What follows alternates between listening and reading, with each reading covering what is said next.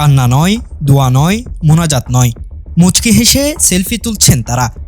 দেখে মনে হতে পারে মোবাইলের ক্যামেরায় ধারণ করে রাখছেন কোনো আনন্দের উপলক্ষ, কিন্তু না। সাবেক প্রধানমন্ত্রী খালেদা জিয়ার কবর ঘিরেই চলছে এমন অবমাননাকর কর্মকাণ্ড। বিষয়টা ক্ষুব্ধ করছে জিয়ারত করতে আসা শোকাগ্রস্ত মানুষদের। সেলফি যেন আজকাল ভেঙে দিচ্ছে নৈতিকতার সব দেয়াল, যেন সব জায়গায় সব সময় এটা তুলতেই হবে। এই সেলফি মানছে না ধর্ম, পাত্তা দিচ্ছে না কারো বিশ্বাসকে।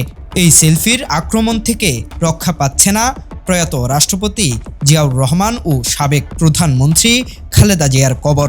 দোয়া করার পরও আসলে ছবি তুলেই কি এটা ধারণ করে হৃদয়ে ধারণ করার জন্য কি ছবি তোলা লাগে কিনা? এটা উপরালা একমাত্র বলতে পারবে। তাদের ভালোবাসি, সেই কারণে সেলফি ওঠানো, ছবি ভিডিও করা আর কি। সেলফি তুলে কি সংরক্ষণ করে রাখছেন নাকি? অবশ্যই এটা একটা ইতিহাসের সাক্ষী, এটা মহাকালের একটা ইতিহাসের সাক্ষী। সেই জন্য আমরা এই সেলফি ভিডিও এগুলো যা পারবো আমরা তাই সংরক্ষণ করে রাখবো। ঢাকার চন্দ্রিমা উদ্যানে শায়িত দুই সম্মানিত ব্যক্তির কবর জিয়ারত করতে প্রতিদিন শত শত মানুষ ছুটে আসেন।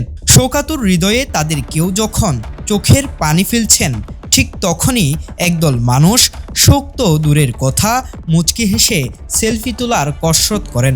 চিহ্ন দিলেন যে হাতে আঙ্গুল দেখিয়ে, তো এটা কি আসলে খুশির সংবাদ বোঝা গেল? না না না, এটা দিলাম ওই যে আমাদের শালাগুলো পঞ্চগড় থেকে আসে, এই জন্য এই করলাম।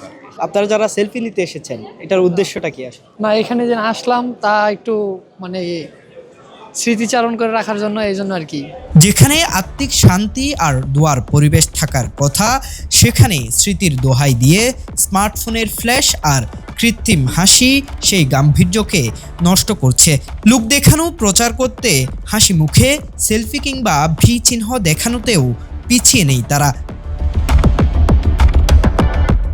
স্মৃতি ধরে রাখার আকাঙ্ক্ষা আর প্রদর্শনের মোহ, এই দুইয়ের মাঝে আমরা কি ভুলে যাচ্ছি স্থানকালের ন্যূনতম মর্যাদা? যে মাটি শোকের, যে বাতাস দোয়া আর শ্রদ্ধার, সেখানে এমন সেলফি উৎসব কি খুবই জরুরি? প্রশ্ন সচেতন নাগরিকদের। জাহেদুল ইসলাম আরিফ, সময়ের আলো, ঢাকা।